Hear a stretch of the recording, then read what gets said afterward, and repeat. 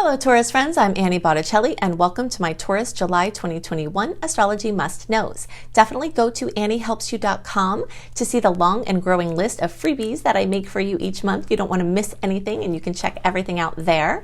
Also, if you'd like to be an astrologer as your profession or just to up your astrology game for yourself and to help your friends and family, then you will love my Becoming a Professional Astrologer Mastery course, which you can see through my online school at lumelife.com, L-U-M-E, life.com. So what do we have going on in another magical month with astrology? We've got many must-knows and we're going to go through each of them. So a couple of admin notes to help you make the most of this video. The first is this video is for you if Taurus is your sun, or your moon, or your rising, and many people even go deeper into their charts and look for their Taurus and Mercury and Venus and Mars, whichever Taurus placement you have that you watch for, this is part of your astrological truth. The next thing to note is that if you're a late degree Taurus placement, so if you've got like May 13th through the rest of the sign, or 20 to 29 degrees for your Taurus placement, then I also suggest that you watch my Gemini videos because you late degree friends have a more complex read, and the later into May you are and the later in degree you are, the more this is true. You can also experiment with watching, if you're especially very late degree placements of Taurus, watching other astrologers' Gemini reports in addition to their Taurus, just to see if they hold relevance. So this can be a game-changing piece of information for late degree people, so I always like to put that out there. I'm a late degree person, which is how I know this because I've studied this over time with my own chart. Okay, so the first major must know is that we are out of the confusion of the Mercury retrograde cycle. The second half of May, all of June, and the first just little parts of July were entrenched in Mercury retrograde, which can bring backwards motion, confusion, not having enough information, or things being called into question, holdups, uncertainty, and not being able to plan more than a few feet ahead of us or see a few steps ahead of us. So in July, that all changes, and we start to go into what I call these open stars, starting from around July 7th through around September 8th. So most of July, all of August through the first part of September, we've got time for launches, for clarity, for momentum. And this is very exciting because the eclipses, I'm sure, were very intense, and now you're going to be able to have more clarity and direction as to how to use the information that came in through the eclipses that were in May and June, or how to direct your energy now that you have information that you've gathered over this time. More things that are very well supported during this brilliant launch period from around July 7th through around September 8th are engagements, weddings, big parties, travel, major plans, big agreements, major expensive purchases, redesign, redecorating, anything having to do with agreements, starting new businesses, adding different divisions onto businesses, looking for jobs, finding jobs, changing work, anything bold, anything important, moving, like your physical house where you live, your housing, selling houses, buying houses, anything like that, investing, all of those types of things are the things that are amazing to do in this brilliant launch period from around July 7th through around September 8th, kind of those dates in there. So basically most of July, all of August, and the first part of September is just free flow in the stars. Another major must know about July is that you may see some afterquakes from the eclipses. So we had an eclipse in May, an eclipse in June. If you'd like to see the storyline of what the heck the eclipses are doing for Taurus, definitely watch my May and June reports. I go into lots of details about that eclipse cycle of Sagittarius Gemini and where each Taurus placement would see those changes. But do know for this month and this report that the news might not be done yet, okay? So you might get some more information that changes or flavors the information you had, or you might just get things that are out of the blue that you didn't even see coming. Eclipses tend to bring life-changing, trajectory-shifting information, and so July is still in the eclipse season and fair game for that information to come in. Okay, so the next must know is that we've got Jupiter still in retrograde, and Jupiter is dancing back and forth between two different signs, and so it's dancing back and forth between two different houses. So a lot is going on with Jupiter. We're going to break it down piece by piece. The first piece of information is that Jupiter has popped into Pisces, and Pisces is a placement that's much more favorable for Taurus than Jupiter in Aquarius. Okay, so in general, Jupiter is starting to accentuate your 11th house and has been accentuating your 10th house. So what's happening is that Jupiter's effects are in both areas of your chart at the same time. This whole year has been very much about, and the rest of 2021 will be very much about still, Jupiter expanding your work, your career, your employment, your business, your recognition. And for those of you who are not in a job or who don't want to be, don't need to make money, or you're retired or independently wealthy, this can have to do with your place out in the world, because there are many things we can do and our work and our gifts can have importance out in the world, whether we're earning money for them or not. And so, your gifts and your sharing of them and your place out in the world is going to be very much accentuated, regardless of whether it's income-based or not. So now, and also Jupiter could be expanding things with your father or father figures or authority figures and bringing up those topics to be looked at. And so we still have the rest of 2021 with that storyline. And the fact that Jupiter's popped into Pisces is not detracting from the fact that that's going on. It's just adding new pieces of information. And this has to do with Jupiter expanding the 11th house. Now, while those of you who are in the April born time frame are going to have the most obvious effects from this and the most obvious blessings, especially those of you who are like in the first few days, April 21st, 22nd, 23rd, 24th, 25th, around there, or the first few degrees, like 0 through 4 or 5 degrees, you all will have some major Jupiter kisses multiple times this year. Now, throughout the summer or winter for you all down under, and then again at the end of December, beginning of January, those of you in the early position are going to get extra Jupiter kisses. Now, everyone's going to get their special Jupiter kiss. If you're not in that designation, then you'll get your Jupiter kisses January through May of 2022. But Jupiter can still expand things for you now in the 10th house, as we discussed, and you'll start to see whispers of what Jupiter's doing in the 11th house that will bring more information about themes to come. Jupiter in the 11th can have to do with increasing your friendships, your social circles, anything having to do with social media, internet-based projects, or your presence online. It can also have to do with anything like inventions or community-based projects, or your friendships, your friends, your acquaintances, networking, anything like that. Or if you're involved with humanitarian efforts, or like the good of the whole and the good of the people and the good for the animals or good for everybody, that those type of projects are very well supported, and you might see Jupiter whispers into that domain. All Taurus placements have chance to see those whispers, but the April born will likely see more of that focus. Okay, so let's see, we've got another must know, which is in the form of a few Pluto oppositions and more salty aspects this month than sweet ones. And when that happens, sometimes we have to work a little more to get our goodies and get our gold, but it's nothing to be feared. These type of aspects are not like the big boom outer planet connections like we had in June and in the early part of 2021. These are more superficial bumps where there's some stress and then it passes. There's stress and then it passes. And so, they're little bumps that tend to pass quickly. Now, of course, we still have, big storylines that are at play, and the Earth is always changing, and there are always big things going on. And we're not out of the combination of the outer planets that have been affecting the big things going on in the world. We're still within the web of that, but they're not as active this month. And the things that are active this month have to do with little bumps that pass quickly. I call them nuisance bumps.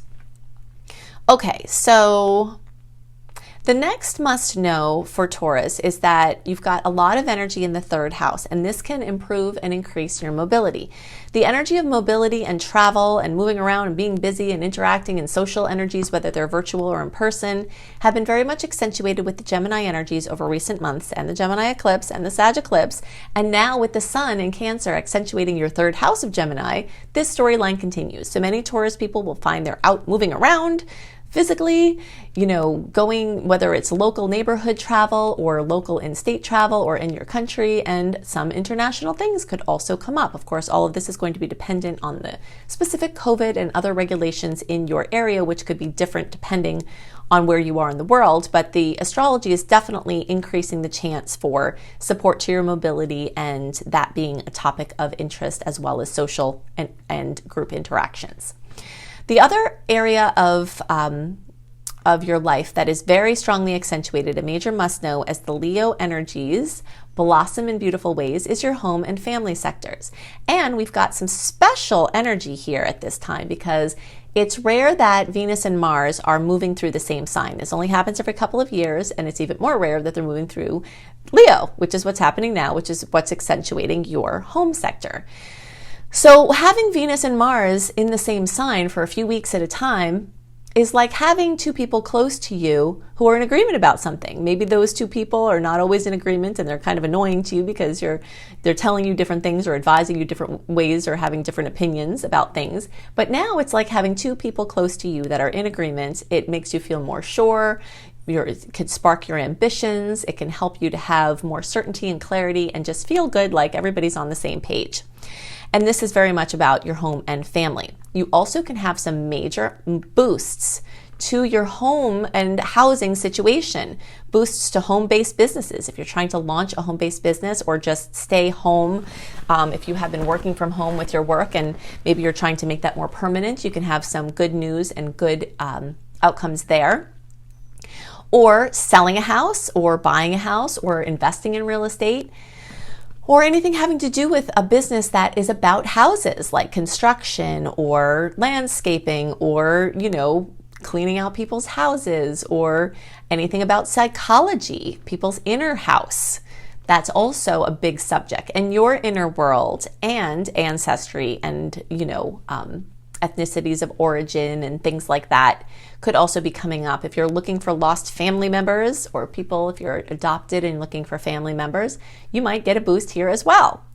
There's a lot of energy around aesthetics, okay? So if you're trying to redesign your house or, get new furniture or paint, you might be finding you're extra zesty and might find stuff that you absolutely love. And it might be a little bit bolder than you usually do, but the energy is very supportive of doing something different and of revitalizing change in your home space. Okay, so let's see. So in general, the energy of water and fire with the Cancer and Leo energies coming together are like a pot with water in it coming to a boil, the fire being the Leo energy, the water being the Cancer energy. So it can be very, very productive. And the chance for moving your emotions if they've been stuck or using your emotions to create something better for yourself and others is very much in order. So productive emotion, productive feeling, productive intimacy, making headway within your relationships, breaking through emotional barriers or patterns is also something that you may see at this time. Okay, so the last must know has to do with this beautiful list of water and earth kisses. So we're going to go into some detail here about some dates now. I'll give you 5-ish dates and specific aspects and who is going to get extra special kisses, although it will be good for all Taurus placement. They will all be good for all Taurus placements, but we'll drill down to see who might get some extra kisses from them. But if you would like a complete list of all of the dates to note, the aspects, what you may see from them, delivered into your inbox 1 month early, you definitely want to sign up for my free email newsletter at anniehelpsyou.com. That's the same place I talked about earlier that will show you the long list of things that I'm doing for you free each month that you don't want to miss. Okay, so the first date to note is July 9th. That's when we have a new moon in Cancer, and that's at 18 degrees. Cancer is a water sign, and of course Taurus is an earth sign. So Cancer and Taurus make a nice angle, and so all Taurus placements can see new things involving home and family. This is just more support to that fourth house that we had already talked about, real estate, things like that, roommates, anything like that. If you're trying to expand your family, you know, like have children or adopt, this energy is also very supportive.